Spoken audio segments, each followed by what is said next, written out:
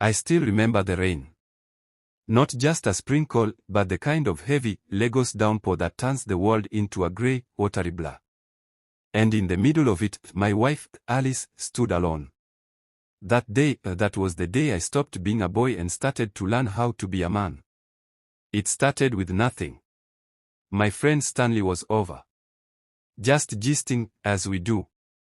I was telling him about some small home repair. I think it was the plumber.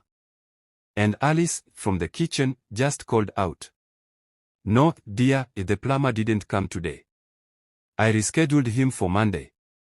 That was it. No drama, no disrespect. Just a simple, helpful correction. But Stanley, he looked at me. His brows went up. He lowered his voice and said, "In there.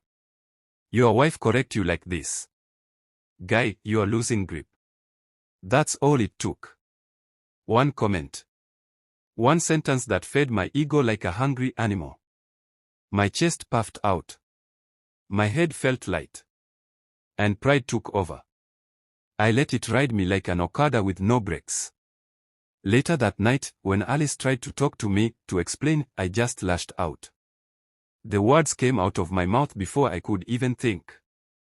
"Just pack your things. Leave. Now." She didn't argue. She didn't cry. Not in front of me, anyway. She just picked up her pillow, grabbed a small wrapper, and quietly walked out the door. The sound of her sandals on the wet pavement, getting fainter and fainter, felt like a hammer hitting my heart. I saw her silhouette through the rain-streaked window, and my heart begged me to go after her.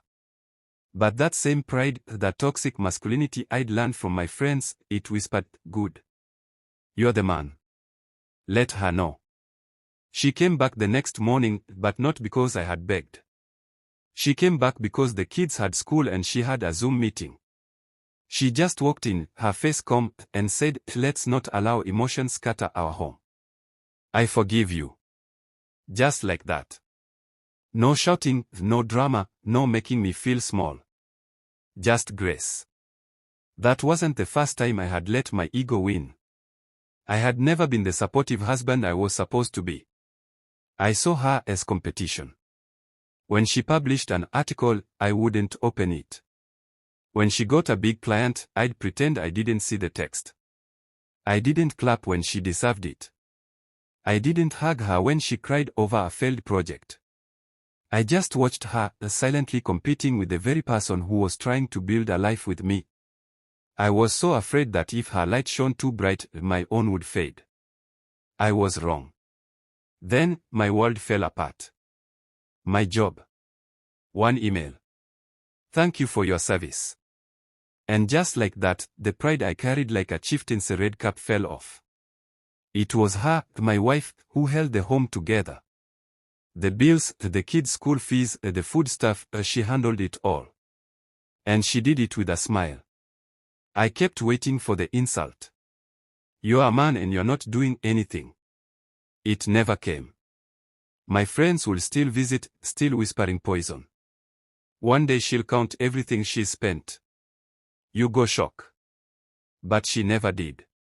One of them even told me, "Surprise her small. Buy perfume, wares, etc. Just to show you're still the man." I nodded, pretending I would. But I didn't. I was too broken. Until one night. She came back from work, exhausted.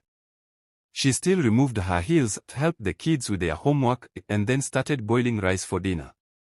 I just watched her from the couch, a worthless lump. And I broke. I started to cry. It wasn't a cry of pain. It was a cry of shame, of profound relief. This woman, she had every right to give up on me, to leave me to my fate. But she was still here, still good. Still loving. I got up, and for the first time in a long time, I knelt before her. I said, "I'm so sorry. I see you now. I want to help you. Let me carry this load with you." She looked at me, shocked, and then she hugged me. It was a hug that came from the depths of a tired but hopeful heart.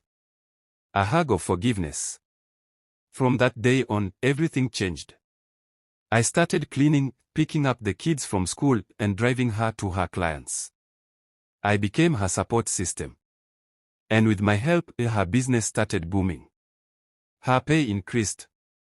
Our kids were happier. One day, she handed me her ATM card.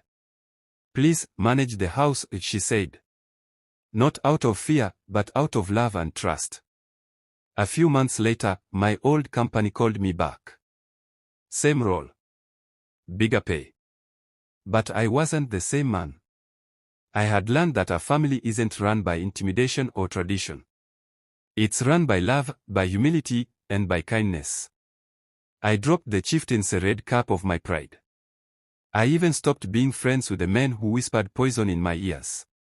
I chose peace over ego. Now, when she gets a new contract, I don't stay silent. I shout, "That's my star girl," and she blushes like a teenage girl. I share her features on my social media. I now know that I don't diminish when I celebrate my wife. In fact, I become more. When I look at her, I see grace. When I look at myself, I see a man who was broken but rebuilt by love. Please share with your friends and family.